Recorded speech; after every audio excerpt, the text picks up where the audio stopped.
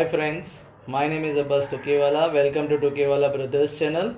आज मैं आपको इस वीडियो में जो डीडी सेट का पहला पेपर है, basics of science and engineering, उसका जो केमिस्ट्री का जो टॉपिक है, बनो यानी आप डीडी सेट का जो पेपर का 6 टॉपिक है, केमिकल रिएक्शन एंड इक्वेशंस।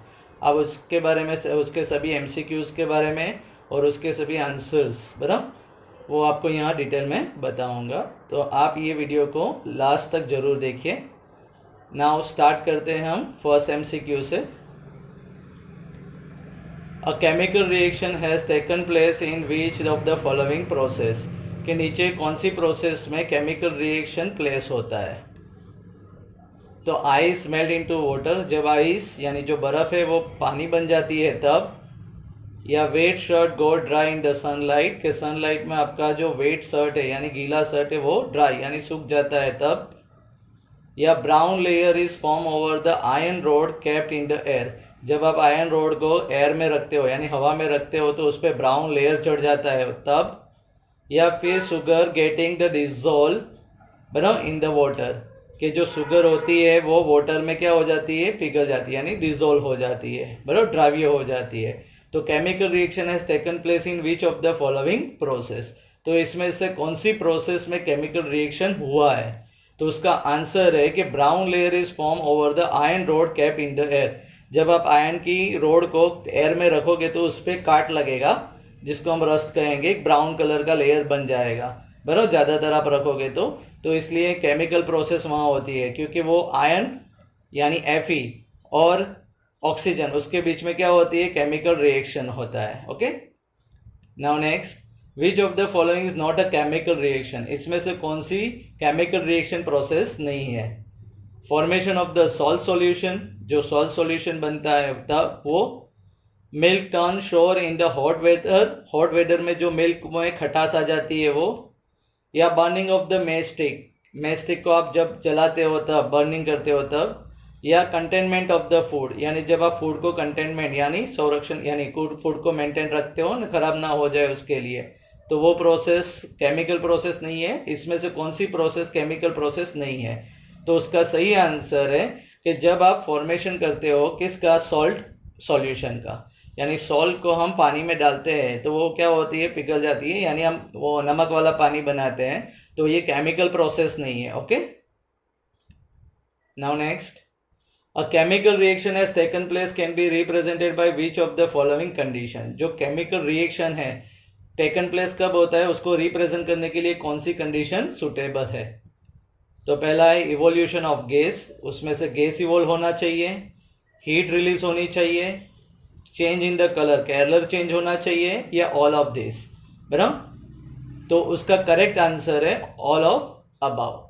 क्यों, क्योंकि केमिकल रिएक्शन होता है तब गैस भी प्रोड्यूस हो सकती है, हीट भी रिलीज हो सकती है और कलर में भी चेंज आ सकता है। ये तीन condition chemical reaction taken place हुआ है यानी केमिकल रिएक्शन हुआ है उसके लिए ये तीन कंडीशन रिप्रेजेंट कर सकती है। Okay, now next, a chemical equation properly written has which of the following features, अगर केमिकल इक्वेशन आपने प्रॉपरली रिटर्न किया है तो कौन सा फीचर्स उसमें होगा। Temperature required, should be balance, should have information regarding the physical state, और ऑल ऑफ अबाव। तो इसमें अगर आप केमिकल इक्वेशन लिखते हो तो आपको टेम्परेचर अगर मेंशन करना हो तो टेम्परेचर भी रिक्वायर्ड है। अगर वो बैलेंस इक्वेशन आपका क्या होना चाहिए, बैलेंस भी होना चाहिए। और अगर कौन से स्टेट में आप जो भी रिएक्टेंट्स यूज़ करते हो, जो भी प्रोडक्ट बनती है वो कौन से स्टेट में, फिजिकल स्टेट में है, उसकी आपको इंफॉर्मेशन भी लिखनी पड़ती है, यानी गैस फॉर्म में है, लिक्विड फॉर्म में है, बराबर, या सॉलिड फॉर्म में है, वो भी आपको मेंशन करना पड़ता है। और बैलेंस भी होना चाहिए आपका इक्वेशन, यानी लेफ्ट साइड जो रिएक्टेंट्स होता है उसके जो एटम्स होते हैं वो नंबर ऑफ एटम, और राइट साइड जो प्रोडक्ट बनती है उसके नंबर ऑफ एटम बैलेंस होने चाहिए, मैच होने चाहिए, बराबर। और टेम्परेचर अगर चाहिए, सपोज कि आप कोई बर्निंग कर रहे हो तो कौन से डिग्री पे यानी उसको बर्न कर रहे हो वो भी मेंशन करना पड़ता है। ये तीन फीचर्स उसमें होने चाहिए। ओके, तो इसका सही आंसर है all of above. Now next, a chemical equation should be balance to, कि केमिकल इक्वेशन बैलेंस है तो display the conservation of energy, वो कंजर्वेशन ऑफ एनर्जी को डिस्प्ले करता है, यानी एनर्जी का संरक्षण करता है। Display the conservation of mass, वो मास को कंजर्व करता है यानी उसका संरक्षण करता है। To make the equation attractive, या एट्रैक्टिव बनाता है इक्वेशन को, या ऑल ऑफ अबाव। तो इसका करेक्ट आंसर आएगा, क्योंकि अभी हमने बात किया था बैलेंस इक्वेशन किसको कहते हैं कि जिसमें लेफ्ट साइड जितने एटम्स होते हैं उतने राइट साइड भी एटम होने चाहिए, यानी वो मास को कंजर्व करेगा, बराबर। तो इसका करेक्ट आंसर है display the conservation of mass. Next, unbalance chemical equation is equation return in. Unbalance जो केमिकल इक्वेशन होता है, यानी सबसे पहले केमिकल इक्वेशन अनबैलेंस होता है, फिर उसको बैलेंस किया जाता है। तो अनबैलेंस केमिकल इक्वेशन किस में लिखा होता है? स्केलेटल फॉर्म में, प्रॉपर फॉर्म में, सिंपल फॉर्म में, या अनऑर्गेनाइज फॉर्म में। तो इसका करेक्ट आंसर है स्केलेटल फॉर्म में, यानी जो अनबैलेंस केमिकल इक्वेशन है वो स्केलेटल फॉर्म में लिखा जाता है, फिर आप एटम्स को बैलेंस कर सकते हो, एटम्स यानी अणु को, बराबर। Now next, chemical equation is said to be a balance if. Chemical equation balance कब होता है? इफ नंबर ऑफ, बराबर। तो compound are same in the both side compound same होने चाहिए, मॉलिक्यूल सेम होने चाहिए, या नंबर ऑफ एटम सेम होने चाहिए बोथ द साइड, या नंबर ऑफ इलेक्ट्रॉन सेम होने चाहिए बोथ द साइड। तो अभी हमने बताया था कि बैलेंस इक्वेशन किसको कहते हैं? जिसके नंबर ऑफ एटम दोनों साइड सेम हो। ओके, तो इसका करेक्ट आंसर आएगा number of atoms is same in the both side. Okay, now next, when the magnesium is burn in the air. जब आप मैग्नीशियम को हवा में जलाते हो, बराबर, बर्न करते हो, तो magnesium is reacting with oxygen. Magnesium react करेगा ऑक्सीजन के साथ, या मैग्नीशियम रिएक्ट करेगा नाइट्रोजन के साथ, या मैग्नीशियम रिएक्ट करेगा कार्बन के साथ, या मैग्नीशियम रिएक्ट करेगा कार्बन डाइऑक्साइड के साथ। तो इसका करेक्ट आंसर आएगा कि मैग्नीशियम आप हवा में जलाते हो तो एटमॉस्फेयर में यानी एयर में क्या होता है? ऑक्सीजन होता है, तो मैग्नीशियम ऑक्सीजन के साथ क्या करेगा? रिएक्ट करेगा। Okay, now next, write the value of the A B C. यानी हमें एक इक्वेशन दिया है, उसको बैलेंस करना है, तो आपको ए बी और सी की वैल्यू यहाँ पुट डाउन करनी पड़ेगी। अब बैलेंस करने के लिए आपको क्या करना पड़ेगा कि जो लेफ्ट साइड जितने एटम्स है उतने राइट साइड एटम होने चाहिए, बराबर। तो इसको हम बैलेंस करने के लिए उन्होंने आंसर भी दिए है, ए की value 1, B 2 and C 2। Second है A equal to 2, B equal to 1, C equal to 2। Third है A equal to 2, B equal to 2, C equal to 2। और D, A equal to 1, B is equal to 2 and C is equal to 1। अब हम क्या करेंगे कि अगर आपको balance करना है तो आपको एक एक इक्वेशन आपको, यानी जो भी आपको ऑप्शन दिया है वो एक एक रख के देखना पड़ेगा। सपोज कि हम पहला रखेंगे, जो पहला हमारा है वो रखेंगे A equal to 1, B equal to 2 और सी इक्वल टू 2। तो क्या होगा? मैग्नीशियम तो एक ही रहेगा लेफ्ट साइड, बराबर, लेकिन राइट साइड जो मैग्नीशियम होगा, बराबर, मैग्नीशियम का जो एटम होगा वो 2 हो जाएगा, यानी ये पहला ऑप्शन हम नहीं रख सकते हैं। अगर हम दूसरा ऑप्शन रखते हैं तो लेफ्ट साइड मैग्नीशियम 2 रहेगा, राइट साइड भी 2 रहेगा, सही है, बराबर। अगर दूसरी बात करें ऑक्सीजन की, तो ऑक्सीजन लेफ्ट साइड कितने रहेंगे? बी की वैल्यू हम दूसरा ऑप्शन पे है हम, तो बी की वैल्यू 1 रखेंगे तो ऑक्सीजन 2 रहेंगे, और राइट साइड भी 2 ही रहेंगे, यानी ये जो इक्वेशन आंसर है हमारा B, A equal to 2, B equal to 1 and C is equal to 2। ये हमारा मैच हो रहा है, जो बैलेंस कर रहा है इक्वेशन को, बराबर। तो इसका करेक्ट आंसर क्या आएगा? A equal to 2, B equal to 1 and C equal to 2, यानी बी आंसर आएगा, क्योंकि हमें एक एक वैल्यू रख के देखना है। दोनों साइड क्या होना चाहिए? एटम सेम होने चाहिए। जैसे कि इसमें इक्वेशन में मैग्नीशियम और ऑक्सीजन है, तो दोनों साइड मैग्नीशियम और ऑक्सीजन क्या होने चाहिए? सेम होने चाहिए। ओके, कुछ नहीं करना है, आपको वैल्यू रखते जाना है और चेक करना है कि दोनों साइड मैग्नीशियम सेम है या दोनों साइड ऑक्सीजन भी सेम होने चाहिए। तो हमारा सेकंड जो हमने रखा है उसमें मैग्नीशियम दोनों साइड क्या मिलेंगे? हमें 2 मिलेंगे, और ऑक्सीजन क्या मिलेगा? वो भी 2 मिलेगा, तो मैच हो रहा है, यानी बैलेंस है। ओके, तो इसका करेक्ट आंसर आएगा बी। जो 2Mg plus O2 tense to 2MgO, यानी लेफ्ट साइड देखो 2 मैग्नीशियम है, राइट साइड भी 2 मैग्नीशियम हो गए। लेफ्ट साइड ऑक्सीजन O2 है ना, तो यानी 2 ऑक्सीजन है एटम्स, और राइट साइड भी देखो 2MgO है, यानी ऑक्सीजन एटम वो भी 2 हो गया, यानी बैलेंस हो रहा है। Okay, now next, write the value of A B C. देखो यही सेम एग्जांपल है, A B C so that the following chemical equation is balance. तो हमें ये इक्वेशन अलग दिया है, AH2 plus BO2 tense to CH2O। तो इसमें हाइड्रोजन और ऑक्सीजन है, तो हम आपको ऑप्शन दिए कि वैल्यू 2 रखें B1 और C2, या A1 B1 और C2, या A1 B2 और C1, या A2 B2 और C1। अब हमें क्या करना है कि 1 बाय 1 एक एक वैल्यू रख के देखना है। तो अगर पहला ऑप्शन हम सिलेक्ट करते हैं तो A की वैल्यू 2, B की वैल्यू 1 और C की वैल्यू 2 रखेंगे, ये पहला ऑप्शंस, तो क्या होगा, हाइड्रोजन के जो एटम्स होंगे वो 4 हो जाएंगे। अगर पहला A2 रखते हैं हम तो हाइड्रोजन के लेफ्ट साइड एटम्स कितने हो जाएंगे, 4, और C की वैल्यू भी 2 रखते हैं पहले ऑप्शन में, तो हाइड्रोजन के राइट साइड भी क्या हो जाएंगे, 2 एटम्स हो जाएंगे।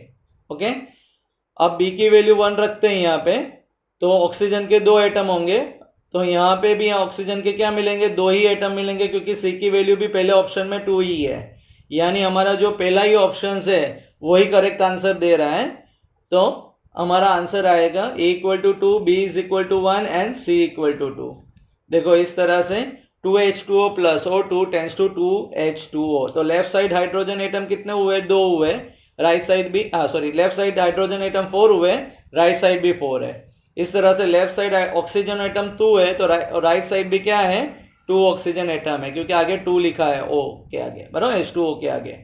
ओके, तो इस तरह से हम चेक कर सकते हैं कि बैलेंस है कि नहीं।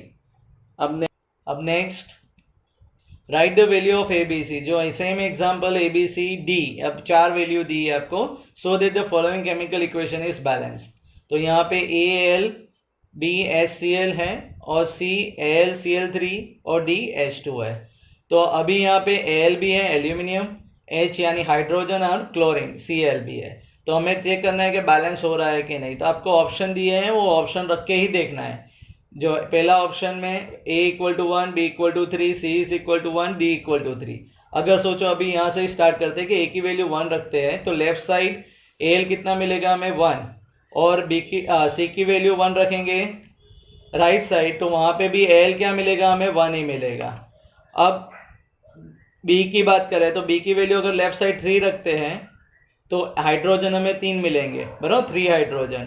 और अगर D की वैल्यू 3 रखते हैं राइट साइड तो हाइड्रोजन 6 हो जाएंगे। यानी पहला जो ऑप्शन है वो हमारा गलत है, वो बैलेंस नहीं करेगा। अब दूसरा ऑप्शन देखते हैं कि A की वैल्यू 2 रखते हैं लेफ्ट साइड, तो Al2 मिलेगा हमें, और C की वैल्यू भी 2 है, तो C की वैल्यू अगर राइट साइड हम रखते हैं तो वहाँ पे भी Al2 मिलेगा, यानी Al बैलेंस हो रहा है। अब B की वैल्यू 6 रखते हैं लेफ्ट साइड, तो हाइड्रोजन लेफ्ट साइड 6 मिलेगा हमें, और D की वैल्यू 2 रखते हैं राइट साइड, तो हाइड्रोजन वहाँ पे 2 2 ज़ा 4 मिलेगा, यानी बैलेंस नहीं मिल रहा है, यानी ये भी गलत है। अब तीसरा ऑप्शन, A की वैल्यू 2 रखते हैं लेफ्ट साइड और C की वैल्यू 2 है राइट साइड, बराबर, तो Al तो हमें 2 ही मिल रहा है, यानी Al बैलेंस है। अब B की वैल्यू 6 रखते हैं तो लेफ्ट साइड में क्या होगा, हाइड्रोजन 6 हो जाएगा, और D की वैल्यू 3 रखते हैं राइट साइड, तो वहाँ पे भी हाइड्रोजन 3 2 ज़ा 6 हो जाएगा, यानी राइट साइड भी हाइड्रोजन बैलेंस हो रहा है। अब Cl की बारी, तो अगर B की वैल्यू तो ये 6 है, तो 6 रखेंगे तो Cl 6 मिलेगा, और C की वैल्यू हमने 2 रखे यहाँ पे, तो 2 Cl3 AlCl3, यानी 3 2 ज़ा 6, यानी Cl भी बैलेंस हो रहा है। तो आपके तीनों तीन L H और Cl तीनों तीन बैलेंस हो रहे हैं, तो हमारा आंसर क्या मिलेगा, C। A = 2, B = 6, C = 2 and D = 3, यानी हमें 4 चेक करने की कोई ज़रूरत नहीं है। तो इस तरह से हमारा बैलेंस इक्वेशंस मिल जाएगा। 2Al + 6HCl tends to 2AlCl3 + 3H2। Okay, now next, which of the following reaction satisfy this condition, कि कौन सा इक्वेशंस यानी रिएक्शन ये कंडीशन को सेटिस्फाई करता है। Iron nails kept with the dilute sulfuric acid and ferric sulfite as solution is formed and hydrogen gas is released। कि जो आयन नेल्स है वो हम क्या करते हैं, डायलेट सल्फ्यूरिक एसिड और फेरिक सल्फाइड सॉल्यूशन बनता है उससे, और हाइड्रोजन गैस आपका रिलीज होता है, बराबर। तो पहला ऑप्शन है 2Fe + 3H2SO4 tense to Fe2SO4 3 + 3H2, बराबर। अब हमें ध्यान रखना है उसका स्टेट और बैलेंस भी होना चाहिए। तो देखो 1 बाय 1 हम इक्वेशन को ही चेक करते हैं। लेफ्ट साइड 2Fe है, राइट साइड भी Fe2 है, यानी 2 मिल गया हमें। पहले बैलेंस भी होना चाहिए और स्टेट भी सही होना चाहिए, बराबर। तो देखो यहाँ पे हमें क्या कहा है कि आपका क्या मिलेगा कि डाइलेट सॉल्यूशन है, बराबर। तो Fe को आयन नील को हम हाइड्रो डाइलेट सल्फ्यूरिक एसिड में डालेंगे तो फेरिक सल्फाइड सॉल्यूशन फॉर्म होगा और हाइड्रोजन गैस आपका रिलीज होगा। तो जो सॉल्यूशन लिक्विड है, बराबर, हाइड्रोजन गैस है, तो वो तो सेम है। देखो पहले देखेंगे लेफ्ट साइड Fe2 है, राइट साइड भी Fe2 है। लेफ्ट साइड हम हाइड्रोजन की बात करें, लेफ्ट साइड तो 3H2 यानी 6 हो गया हाइड्रोजन, राइट साइड भी 6 है। सल्फर की बात करें S, तो लेफ्ट साइड 3 है, राइट साइड भी 3 है, S3। और ऑक्सीजन की बात करें तो 12, 3 4 जा, यहाँ पे भी 12 है, बराबर। अब दूसरा इक्वेशन देखते हैं। दूसरा इक्वेशन में देखो यहाँ पे एक दिया था H2SO4 लिक्विड है, बराबर, और यहाँ पे दिया है H2SO4 ऑकोस्टिक सॉल्यूशन है, बराबर। यहाँ पे देखो Fe2SO4 3 S दिया है, S यानी सॉलिड है, लेकिन हमें तो यहाँ पे सॉलिड नहीं मिल रहा है, फेरिक सल्फाइड सॉल्यूशन मिल रहा है, यानी ये हमारा ऑप्शन बी गलत है। अब सी की बात करें तो सी में भी देखो H2SO4 ऑकोस्टिक सॉल्यूशन है, Fe सॉलिड है, यहाँ पे ऑकोस्टिक सॉल्यूशन दिया है और यहाँ पे गैस हाइड्रोजन। अब यहाँ पे देखो 2Fe है, यहाँ पे कितने Fe हो जाते हैं, Fe 3 2 जा 6 हो जाते हैं राइट साइड, यानी ये इक्वेशन बैलेंस भी नहीं है, तो सी वाला भी गलत है। अब डी की बात करें तो उसमें सॉलिड ऑकोस्टिक सॉल्यूशन गैस ये सब तो सही दिया है, लेकिन 2Fe है, यहाँ पे Fe2 है, ये भी सही है, राइट साइड भी 3H2 है, तो यहाँ पे भी 3H2 है, हाइड्रोजन भी सही है। यहाँ पे जो सल्फर है, बराबर, वो आपका S3 यानी 3S है लेफ्ट साइड, राइट साइड में भी SO4 3 यानी वो भी सेम है। और ऑक्सीजन की बात करें तो लेफ्ट साइड 14 हो रहे 12 हो रहे हैं, 3 4 जा 12, तो राइट साइड भी क्या हो रहा है 3 4 जा 12, यानी ये इक्वेशन सही है, बराबर। तो देखो फर्स्ट और लास्ट इक्वेशन हमारा बैलेंस मिल रहा है, लेकिन बीच वाले दो इक्वेशन बैलेंस नहीं है। लेकिन फर्स्ट वाले इक्वेशंस में क्या दिया है कि H2SO4 लिक्विड है, बराबर, और Fe2SO4 3 वो भी लिक्विड है, और लास्ट वाले में क्या दिया है कि दोनों ऑकोस्टिक सॉल्यूशन है, AQ, बराबर। तो इसका करेक्ट आंसर आएगा लास्ट वाला, क्योंकि जो सल्फ्यूरिक होता है डाइलेट सल्फ्यूरिक एसिड है वो ऑकोस्टिक सॉल्यूशन है, यानी AQ वाला आएगा। ओके, तो इस तरह से हम चेक करेंगे, हमें उसके स्टेट भी चेक करने हैं और बैलेंस है कि नहीं वो भी चेक करना है। Okay, now next the LPG gas, जो हम LPG गैस यूज करते हैं बराबर घर में, which are use in our home, जो हमारे घर में यूज होता है, इज अ बुटेन, बराबर। वो कौन सा गैस होता है, बुटेन, C4H10, उसका केमिकल इक्वेशन है। It is burn in the pressure of air, वो एयर के प्रेशर से बर्न होता है। तो this is the exothermic reaction. Exothermic reaction में क्या होता है, एनर्जी रिलीज होती है, बराबर। And energy release is use to cook, और जो एनर्जी रिलीज होती है वो गर्म करने यानी खाना पकाने के लिए यूज होता है। तो carbon dioxide gas and steam is product from this reaction, ये रिएक्शन से कार्बन डाइऑक्साइड गैस बनता है और स्टीम जनरेट होती है। स्टीम यानी water in the gas form, बराबर। तो विच of the following represent the proper chemical equation. अब यहाँ पे जो केमिकल इक्वेशन दिए होंगे उसमें से आपको प्रॉपर फाइंड करना है, लेकिन आपको क्या ध्यान रखना है, बैलेंस होना चाहिए और उसके स्टेट सही होना चाहिए। तो जो पहला इक्वेशन है C4H10 गैस, यानी वो गैस फॉर्म में यानी G लिखा है। 3O2 यानी ऑक्सीजन के हाजिरी में गर्म एयर है, एयर में ऑक्सीजन होगा, उसके हाजिरी में वो बर्न होगा, यानी वो भी गैस है। 4CO2 यानी कार्बन डाइऑक्साइड भी गैस है, प्लस 5H2O। अब यहाँ पे कोई दिया नहीं है कि H2O लिक्विड है या गैस फॉर्म है, इसलिए ये ऑप्शन हमारा अभी 50-50 पे है, बराबर। अब हम बात करते हैं, कार्बन लेफ्ट साइड 4 है, राइट साइड भी 4 है। हाइड्रोजन लेफ्ट साइड 10 है और वहाँ राइट साइड भी 10 आ रहा है। ऑक्सीजन लेफ्ट साइड 6 है, 3 2 जा 6, लेकिन ऑक्सीजन राइट साइड पे बढ़ रहे हैं, देखो 4 2 जा 8 हो रहा है यहाँ पे, और यहाँ पे 5, यानी ये इक्वेशन वैसे भी गलत है, बैलेंस है ही नहीं। अब दूसरा इक्वेशन बात करें तो देखो इसमें C4H10 गैस है, पहले स्टेट देख लो फिर बैलेंस देख लो। ऑक्सीजन भी गैस है, कार्बन डाइऑक्साइड भी गैस है और H2O लिक्विड दिया है। तो मुझे मेहनत करने की ज़रूरत नहीं है क्योंकि मेरा यहाँ पे क्वेश्चन में ही दिया है कि स्टीम प्रोडक्ट बनती है, स्टीम बनती है। स्टीम यानी वो गैस फॉर्म में होती है H2SO4, H2O यानी जो पानी होता है वो स्टीम, वो वराल फॉर्म में यानी गैस फॉर्म में होना चाहिए। यहाँ पे लिक्विड दिया है यानी ये ऑप्शन तो वैसे भी निकल जाएगा, कट। अब थर्ड ऑप्शन में देखो गैस है C4H10, ऑक्सीजन भी गैस है, कार्बन डाइऑक्साइड भी गैस है और H2O को भी गैस बोला है यानी स्टीम है। ओके, अब हम देखेंगे बैलेंस है कि नहीं। ये स्टेट तो सही है, उसके बैलेंस है कि नहीं। तो लेफ्ट साइड पे कार्बन 8 हो रहे हैं, 2 4 जा 8, राइट साइड पे भी कार्बन 8 है। हाइड्रोजन क्या हो रहे हैं, 2 10 जा 20 और राइट साइड पे भी 10 2 जा 20 हो रहे हैं। ऑक्सीजन 13 2 जा 26 और राइट साइड में देखो 8 2 जा 6, 8 2 जा 16, ओके सॉरी माय मिस्टेक, 8 2 जा 16 इसमें और यहाँ पे 10 ऑक्सीजन यानी दोनों का मिला के 26 ऑक्सीजन राइट साइड पे भी हो रहा है और लेफ्ट साइड पे भी, यानी ये इक्वेशन हमारा सही आ रहा है। बैलेंस भी है और स्टेट भी सही है। अभी लास्ट ऑप्शन भी देख लेते हैं। लास्ट ऑप्शन में भी देखो सेम दिया है, स्टेट तो सही है।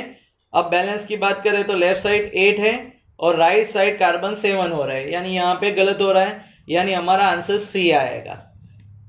तो 2C4H10 gas plus 13O2 gas tends to 8CO2 plus 10H2O gas. Okay, now next, the main component of the biogas. जो बायोगैस बनती है उसका मेन कंपोनेंट होता है मीथेन यानी CH4। उसको हम बर्न करते हैं, वो एनर्जी जनरेट करता है। तो carbon dioxide gas and water in the gaseous form, देखो यहाँ पे भी कार्बन डाइऑक्साइड भी गैस मिल रहा है, वाटर भी गैसियस फॉर्म है यानी स्टीम में प्रोड्यूस हो रहा है, is obtained as a product of the combustion of methane. तो which of the following represent the chemical reaction properly? तो देखो पहला हम देखेंगे कि पहले स्टेट तो सही दिए हैं, जो मीथेन जो है वो गैस फॉर्म में है, सही है। ऑक्सीजन भी है गैस फॉर्म में लेफ्ट साइड, वो भी सही है। कार्बन डाइऑक्साइड भी गैस फॉर्म में है और H2O यानी जो स्टीम होती है यानी वाटर, वो गैस फॉर्म में भी है, वो भी सही है। अब हम देखते हैं बैलेंस है कि नहीं। यहाँ पे लेफ्ट साइड कार्बन 1 है, राइट साइड पे भी कार्बन 1 है। हाइड्रोजन लेफ्ट साइड पे 4 है, राइट साइड पे 2 2 जा 4 ही होंगे, सही है। और ऑक्सीजन लेफ्ट साइड पे 4 है और राइट साइड पे देखो O2 यहाँ पे भी 2 है और यहाँ पे भी 2 हो, यानी यहाँ पे भी 2 हो रहा है, यानी 2 + 2 4, यानी ये बैलेंस भी है और स्टेट भी सही है। अब दूसरा इक्वेशन देख लेते हैं। जो दूसरे इक्वेशन में भी वही सेम दिया है, स्टेट तो सेम ही है, लेकिन देखो कार्बन 2 है लेफ्ट साइड, राइट साइड 2 है। हाइड्रोजन की बात करें तो 8 है लेफ्ट साइड पे, 4 2 जा 8 और राइट साइड पे 4 है, यानी ये गलत हो गया। अब तीसरी बात करें, तीसरा तो इसमें H2O को लिक्विड कहा है, यानी वो गलत है क्योंकि हमारे क्वेश्चन में ही दिया है कि water in the gases form में होना चाहिए। अब फोर्थ की बात करें तो इसमें भी लिक्विड ही कहा है हाइड्रोजन H2O को यानी वाटर को, वो भी गलत है, यानी हमारा जो पहला ऑप्शन है ए वो सही है, यानी CH4 gas plus 2O2 gas tends to CO2 gas plus 2H2O। Okay, now next, calcium oxide react with the water. Calcium oxide water यानी H2O के साथ रिएक्ट करेगा और to form the calcium hydroxide, और क्या बनाएगा, कैल्शियम हाइड्रोक्साइड। तो ये कौन से टाइप की रिएक्शन है, बराबर? कॉम्बिनेशन एंड एंडोथर्मिक रिएक्शन है, कॉम्बिनेशन और एक्सोथर्मिक रिएक्शन है, डीकम्पोजिशन और एंडोथर्मिक रिएक्शन है, या डीकम्पोजिशन और एक्सोथर्मिक रिएक्शन है। यानी कैल्शियम जो ऑक्साइड है वो पानी के साथ यानी H2O को साथ रिएक्ट करेगा और कैल्शियम क्या बनाएगा, कैल्शियम हाइड्रोक्साइड बनाएगा।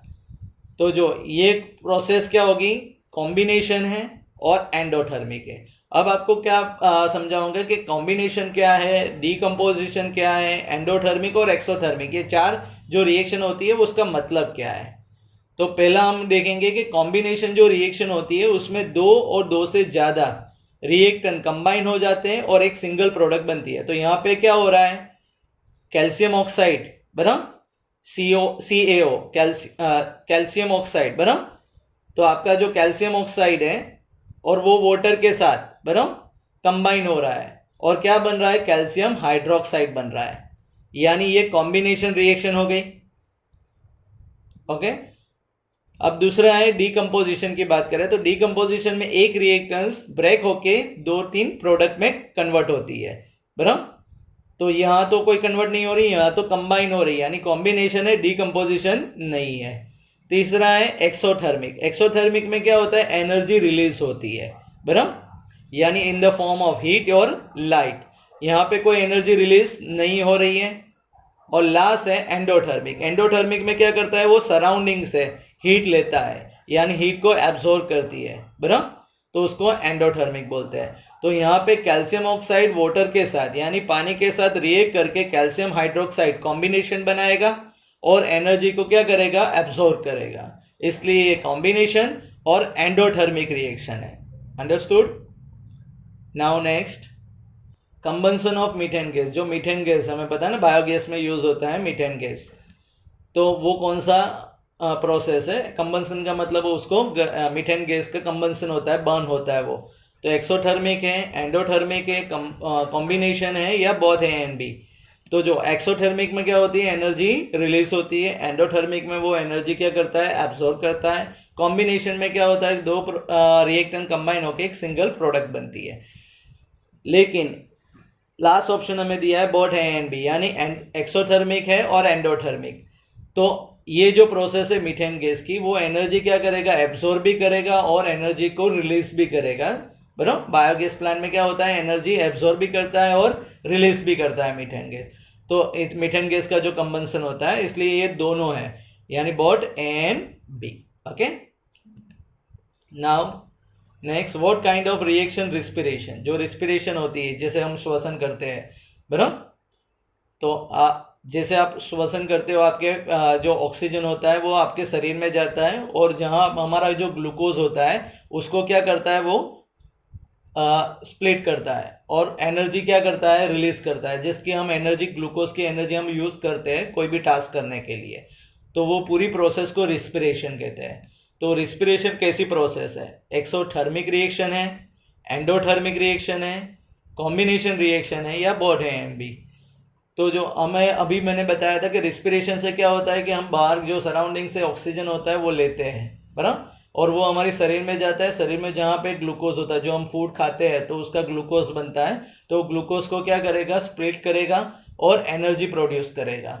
तो ये इसका करेक्ट आंसर है एक्सोथर्मिक, क्योंकि वो एनर्जी रिलीज करेगा, जो एनर्जी हमारी बॉडी यूज करेगी कोई भी टास्क करने के लिए। ओके, तो जो इसका एक्सप्लेनेशन क्या है कि रिस्पिरेशन एक प्रोसेस है जिससे क्या होता है, जो हमारी बॉडी के अंदर ग्लूकोज होता है वो ब्रेक हो जाता है और रिलीज करता है एनर्जी, बराबर, और वही एनर्जी हम काम करने के लिए यूज करते हैं। ओके, तो ये एक्सोथर्मिक है, किसके, इससे रिलीज कर रही है, एनर्जी रिलीज हो रही है, इसलिए। नाउ नेक्स्ट,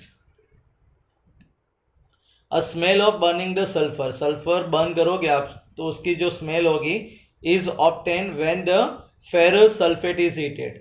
जब आप फेरस सल्फेट को गर्म करते हो तो आपको बर्निंग सल्फर की जो स्मेल आएगी, बराबर, ऑब्टेन होती है। यानी अब फेरस सल्फेट है, उसको आप गर्म करते हो तो उसमें से सल्फर जलने की स्मेल आती है। क्यों? क्योंकि evolution of the sulphur trioxide, क्योंकि इसमें से सल्फर ट्राइऑक्साइड इवोल्व होता है, या फिर फेरिक ऑक्साइड फॉर्म होता है, या फिर formation of the ferrous sulphate, ferrous sulphate बनता है, उसके लिए स्मेल आती है ऐसी, या नन। तो इसका करेक्ट आंसर है, क्योंकि उसमें से जो सल्फर ट्राइऑक्साइड इवोल्व होता है, बराबर, यानी सल्फर ट्राइऑक्साइड इवोल्व होता है, यानी हमें वैसी सल्फर जलने की स्मेल आती है। Okay, now next, which of the following is are of use of calcium carbonate. Calcium carbonate का यूज क्या है? वाइट वॉशिंग करने के लिए, मार्बल मैन्युफैक्चरिंग में यूज होता है, बिल्डिंग मटेरियल में यूज होता है, और ऑल। अब आपको ऐसा लगा कि ये केमिकल नेम है कैल्शियम कार्बोनेट, इसका हम प्रैक्टिकली नेम जो यूज करते हैं चूना, बराबर, जैसे कि हम कहते हैं ना लाइमस्टोन, बराबर, इंग्लिश में उसको लाइमस्टोन कहते हैं, तो उसका नाम है, केमिकल नेम है कैल्शियम कार्बोनेट। तो वो सभी जगह यूज होता है, वाइट वॉशिंग में भी यूज होता है, मार्बल मैन्युफैक्चरिंग कंपनी में भी यूज होता है, बराबर, मटेरियल यानी बिल्डिंग बनाने के लिए जो मटेरियल में भी यूज करते हैं हम, बराबर। तो ये इसमें क्या आंसर आएगा, ऑल। तो इसका एक्सप्लेनेशन है, क्योंकि जनरल जो नेम है कैल्शियम कार्बोनेट का उसको कहते हैं लाइमस्टोन, गुजराती में कहते हैं ना वो चूने के पत्थर, तो वो सभी जगह यूज होते हैं, बराबर। बिल्डिंग में भी यूज होते हैं, बिल्डिंग मटेरियल में भी, मार्बल मैन्युफैक्चरिंग में भी और वाइट वॉशिंग में भी। Okay, now next, on the thermal decomposition of lead nitrate, कि लीड नाइट्रेट का थर्मल डिकम्पोजिशन होता है तो nitrogen dioxide gas is evolve, उसमें से नाइट्रोजन डाइऑक्साइड गैस इवॉल्व होती है। How it present can be verify, उसकी कैसे पता चलेगा कि नाइट्रोजन डाइऑक्साइड गैस उसमें से इवॉल्व हुई है, आप किस तरह से वेरीफाई कर सकते हो। तो it will turn lime water milky, वो चूना लाइम वाटर जो होता है चूने का पानी, उसको दूधिया कलर का कर देता है, बराबर, मिल्की कर देता है। या रोटन एज ऑर्डर, यानी वो जो अंडा सड़ जाता है उसकी गंदी स्मेल आती है, वैसी स्मेल आएगी। या brown forms can be observe, यानी भूरा रंग का वो धुमाड़ा है, यानी फॉर्म्स निकलेगा उसमें से, वो देख सकते हो आप। या फिर रेडिक्स फॉर्म्स इज ऑब्जर्व, यार लाल रंग का जो फॉर्म्स निकलेगा उसको देख सकते हो। तो नाइट्रोजन डाइऑक्साइड जो गैस होता है वो जनरली कैसा होता है, ब्राउन फॉर्म्स जनरेट करता है, बराबर, यानी भूरे रंग का धुमाड़ा निकलता है। तो आप उसको देख सकते हो और उससे पता चल जाएगा कि नाइट्रोजन डाइऑक्साइड गैस आपका इवॉल्व हुआ है। Okay, now next, the hydrogen and oxygen gas can be obtain from the water, water होता है, वाटर का फॉर्मूला केमिकल इक्वेशन है H2O, उसमें से हाइड्रोजन और ऑक्सीजन कौन सी प्रोसेस से ऑब्टेन करते हैं, तो इट्स थर्मल डिकम्पोजिशन, यानी थर्मल डिकम्पोजिशन से करते हैं, इलेक्ट्रोलाइट डिकम्पोजिशन से करते हैं, या डिकम्पोजिशन होता है ड्यू टू द सनलाइट, यानी जो सूर्य के किरण पड़ते हैं उससे डिकम्पोजिशन होता है, या एनी ऑफ दिस, इसमें से कोई भी मेथड से डिकम्पोजिशन हो सकता है। तो उसका करेक्ट आंसर आएगा कि इलेक्ट्रोलाइट डिकम्पोजिशन, क्योंकि उसमें हाइड्रोजन आयन H+ और ऑक्सीजन बराबर O2-, उसको हमें क्या करना पड़ेगा, इलेक्ट्रोलाइट प्रोसेस से सेपरेट करना पड़ेगा, तभी हम H2O में से यानी पानी में से हाइड्रोजन और ऑक्सीजन को अलग कर सकते हैं। क्योंकि हाइड्रोजन और ऑक्सीजन हाइड्रोजन बॉन्ड से मजबूत, यानी मजबूताई से वो बॉन्ड बनाते हैं, हाइड्रोजन बॉन्ड होता है उसमें, इसलिए इजीली आप उसको अलग नहीं कर सकते, इसके लिए आपको इलेक्ट्रोलाइट डिकम्पोजिशन प्रोसेस करनी पड़ेगी। Okay, now next, how the colour change of the silver chloride, silver chloride का कलर किस तरह से चेंज होता है, when it is kept in the sunlight, अब उसको सनलाइट यानी सूर्य की किरण में रखते हो तो सिल्वर क्लोराइड कौन से कलर में चेंज होता है, तो टर्न ब्लैक पड़ जाता है, टर्न वाइट हो जाता है, टर्न रेड पड़ जाता है, या टर्न ग्रे। तो उसका सही आंसर है वो ग्रे पड़ जाता है, ग्रे कलर का हो जाएगा। Okay, now next, the reaction use in the photography, photography में कौन सा रिएक्शन यूज होता है, thermal decomposition of silver chloride, silver chloride का थर्मल डिकम्पोजिशन होता है, या थर्मल डिकम्पोजिशन होता है सिल्वर ब्रोमाइड का, या डिकम्पोजिशन होता है सिल्वर ब्रोमाइड का बाय सनलाइट, या डिकम्पोजिशन होता है सिल्वर क्लोराइड का बाय सनलाइट। तो इसका करेक्ट आंसर है कि थर्मल डिकम्पोजिशन होता है किसका, सिल्वर ब्रोमाइड का, बराबर। तो ये प्रोसेस होती है फोटोग्राफी में। Okay, now next, iron nails in kept in the copper sulphate, जो कॉपर सल्फेट का जो सॉल्यूशन है उसमें आप आयन की यानी लोखंड की खीली रखते हो, तो ion is cover by the brown nice बराबर सब्सटेंस विच इज, आयन पे क्या होगा, एक ब्राउन कलर का सब्सटेंस चढ़ जाएगा, बराबर, जो क्या होता है, कॉपर सल्फेट होता है, फेरस सल्फेट प्रेसिपिटेट होता है, कॉपर होता है, या नन। तो जब आप आयन यानी Fe, बराबर, आयन का केमिकल नेम है Fe, बराबर, तो Fe को अगर आप यानी आयन को आप क्या करते हो, आयन नेल को कॉपर सल्फेट में रखते हो तो उस पर क्या ब्राउन कलर का एक सब्सटेंस जमा हो जाता है जिसको कहेंगे हम फेरस सल्फेट प्रेसिपेट, बराबर, यानी फेरस सल्फेट का एक पड़ बन जाता है उस पर। ओके, क्योंकि आयन Fe यानी फेरस, बराबर, और कॉपर सल्फेट में से कॉपर अलग हो जाता है और फेरी यानी आयन के साथ सल्फेट का क्या होता है, रिएक्शन हो जाता है, बराबर।